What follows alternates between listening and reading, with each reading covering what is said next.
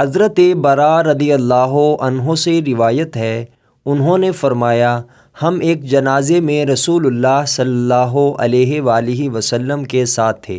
رسول اللہ صلی اللہ علیہ وآلہ وسلم ایک قبر کے کنارے پر بیٹھ گئے اور اتنا روئے کہ مٹی تر ہو گئی۔ پھر آپ صلی اللہ علیہ وآلہ وسلم نے فرمایا، بھائیو ایسی چیز کے لیے تیاری کر لو۔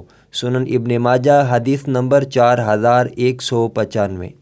حضرت ابو سعید خدری رضی اللہ عنہ سے روایت ہے، انہوں نے فرمایا کہ رسول اللہ صلی اللہ علیہ وآلہ وسلم پردہ نشیں کنواری لڑکی سے زیادہ حیادار تھے۔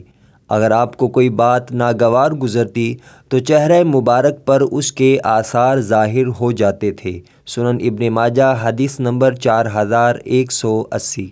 حضرت معاذ بن انس انصاری رضی اللہ عنہ سے روایت ہے کہ رسول اللہ صلی اللہ علیہ وآلہ وسلم نے فرمایا، جس شخص نے اپنا غصہ روک لیا جبکہ وہ غصہ کے مطابق سختی نافذ کرنے کی طاقت رکھتا تھا، اسے قیامت کے دن اللہ تعالیٰ سب مخلوقات کے سامنے بلا کر اختیار دے گا کہ جون سی حور چاہے پسند کر لے۔ سنن ابن ماجہ حدیث نمبر 4186۔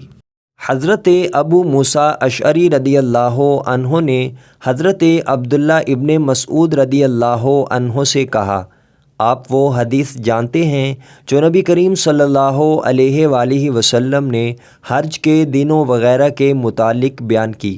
ابن مسعود رضی اللہ عنہ نے کہا کہ میں نے آپ صلی اللہ علیہ وآلہ وسلم کو یہ فرماتے سنا تھا کہ وہ بدبخت ترین لوگوں میں سے ہوں گے جن کی زندگی میں قیامت آئے گی۔ صحیح بخاری حدیث نمبر 7067۔